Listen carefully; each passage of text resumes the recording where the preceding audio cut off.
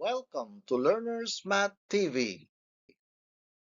In this video, we're going to define an isosceles trapezoid.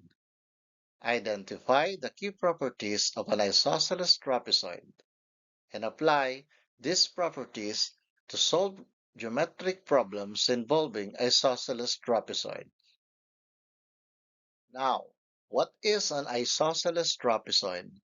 An isosceles trapezoid is a type of trapezoid in which the non-parallel sides are congruent. So meron tayo ritong tinutukoy na non-parallel sides, pero meron din tayong mga parallel sides. Alin muna yung mga parallel sides? Yung side AB at side CD, sila yung mga parallel sides. Side AB is parallel to side CD. At yung atin namang mga non-parallel sides ay yung side AD at yung side BC. And according to the definition, an isosceles trapezoid is a type of trapezoid in which the non-parallel sides are congruent. So, ibig sabihin yan, ang AD ay congruent sa BC. Now, punta naman tayo sa ating mga properties. Okay, yung mga properties ng isosceles trapezoid. Sabi diyan, the legs are congruent. So, nasan ba yung mga legs na yan? Sabi diyan, side AD is congruent to side BC. So, ang mga legs pala na tinutukoy diyan sa isosceles trapezoid ay eto, yung mga non-parallel sides. So, ibig sabihin, the non-parallel sides are congruent. In other words, yan. So, yun yung tinatawag natin na mga legs. Next, the base angles are congruent. So, tukuyin muna natin kung nasan yung ating mga base. O, yung mga bases natin, base 1 and base 2. Yung mga bases natin, ayan naman yung ating mga parallel sides. Diba? Sila yung ating parallel sides. Okay? Then, ano sabi? Angle DAB is congruent to angle ABC. Okay, yung dalawang yan ay base angle ng base 1. Ayan, ito. DAB at saka ABC. Sila yung congruent. Then, what else?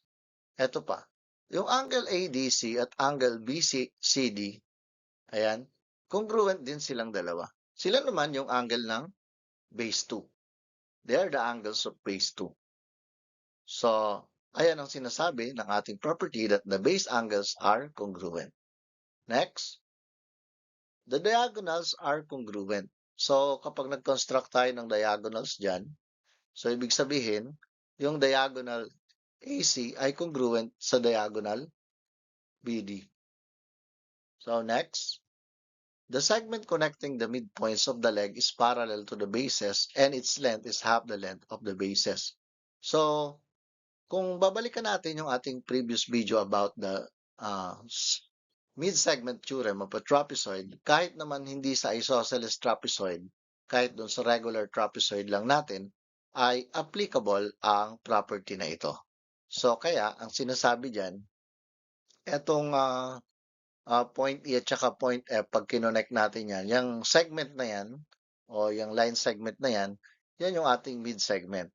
Na wherein, ang sinasabi about the measurement, its length is half the length of the bases. So, yung sukat niyan ay kalahati nung sum, nung base 1 at saka base 2. Kaya, pwede tayo magkaroon ng formula na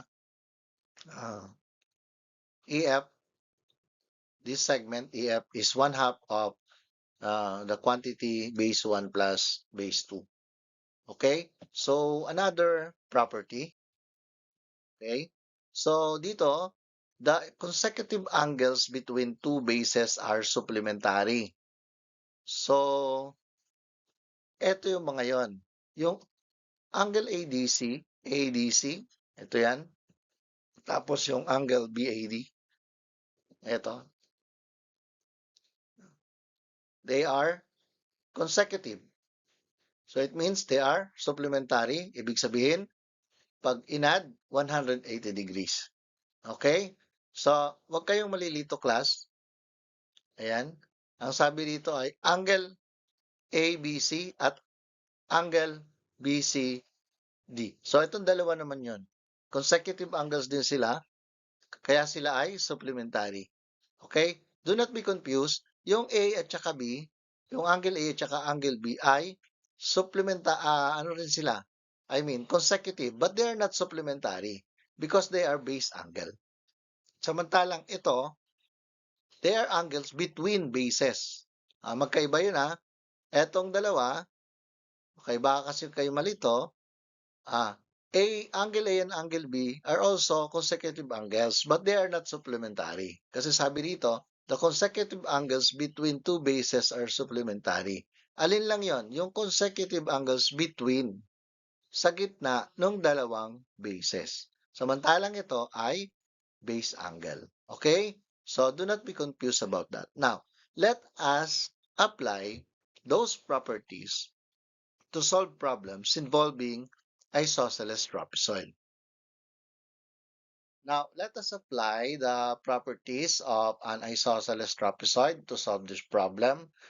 So, given isosceles trapezoid ABCD, and we have a given measurement of one of its angle, one of its interior angle, and that is yung angle BCD.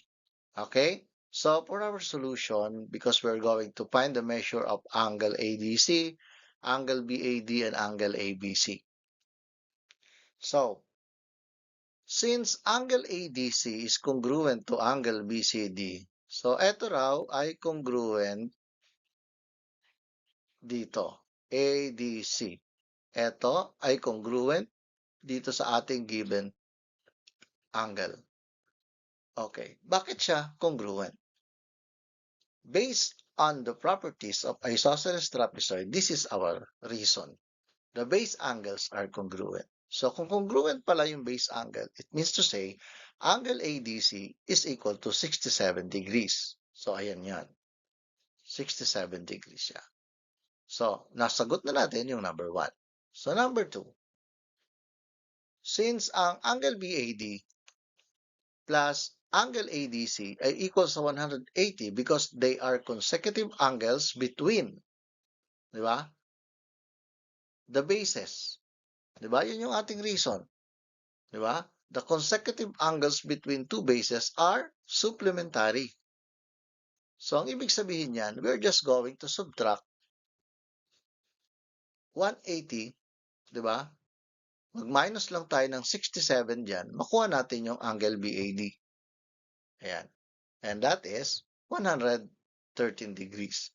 Now, to get naman, angle ABC, itong kabila, so using again the properties of isosceles trapezoid, since angle BAD is congruent to angle ABC, for the reason of the base angles are congruent, so congruent pala silang dalawa, so therefore, ang angle ABC ay equal sa 113 degrees. So, ganun lang siya kasimple. Hindi naman masyadong mahirap i-calculate kasi ang ginamit lang natin is just an addition and subtraction or addition-subtraction lang ito. So, ibig sabihin, yung ating angle na ito ay 113 degrees din. Di ba? So, now, finally, ang mga sagot natin sa angle ADC ay 67 degrees, ang angle BAD ay 113 degrees, at ang angle ABC ay also 113 degrees. Okay? So, napakadali lang siya as long as you remember the properties of an isosceles trapezoid. Okay, now, for our next problem, given isosceles trapezoid SPQR. So, meron tayo dito mga given. Okay, yung given angle natin ay represented by angle by algebraic expression. 28x minus 11 is our angle Q. Diba? And this angle S is 51 degrees. So here we're going to find the value of x. Okay? So for our solution, since angle RSP, ito yan, RSP plus Q QRS is equal to 180 degrees. So silang dalawa ay, di ba, consecutive angles between bases. Kaya sila ay equal sa 180 degrees. Ayan yung ating reason. The consecutive angles between two bases are supplementary. Okay, from the properties of isosceles trapezoid. Now, ibig sabihin yan, okay, kaya yung angle QRS, di ba? QRS ay equal sa 180 minus 51. I-subtract lang natin yon. Kung sila ay 180 ang sum, so i-subtract natin yung 51 degrees, makukuha natin ngayon itong angle na ito. Yung angle QRS. Ayan. So that is 129 degrees. Then, if angle QRS is 129 degrees, since angle PQR, to, PQR is congruent to angle QRS, so ibig sabihin, magkakaroon tayo ngayon ng equation for the reason of, di ba? Kasi yung the base angles are congruent. So ito na ngayon yung ating equation. 28x minus 11 is equal to 129. Ito yan. Since this angle is represented by 28x minus 11 and this one is congruent to this angle, they are base angles. So ito na ngayon yung ating magiging equation to find x. Now, so lipat natin itong negative 11 sa kabila maging positive 11. So 129 plus 11 is 140. Then divide both sides by 28. So x now is equal to 5. So this is now the answer for this problem. So, ayan, ginamitan naman natin ito ng the properties of isosceles trapezoid as our basis. Pagkatapos naman ay, of course, meron ka ring dapat skills sa manipulation ng equation ng algebra. Okay, next. Dito naman, meron tayong given isosceles trapezoid ABCD. Ayan, ABCD. So, find the measure of AD and BC.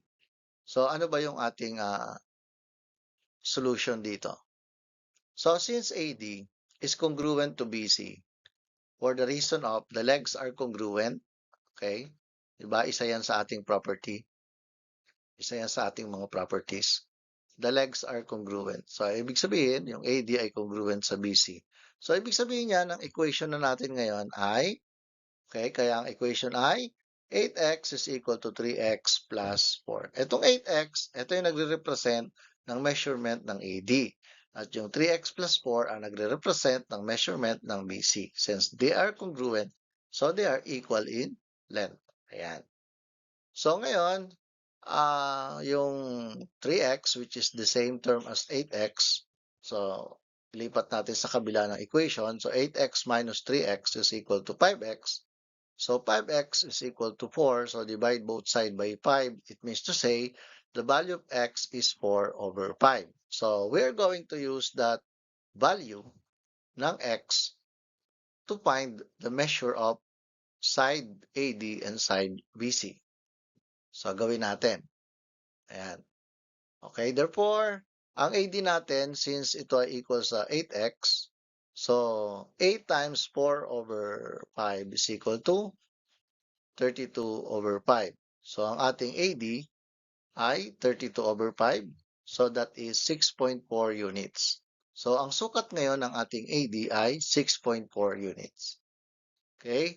So, next, yung ating namang BC, kahit hindi na natin gamitin itong 3x plus 4 since they are congruent according to the properties that the legs are congruent.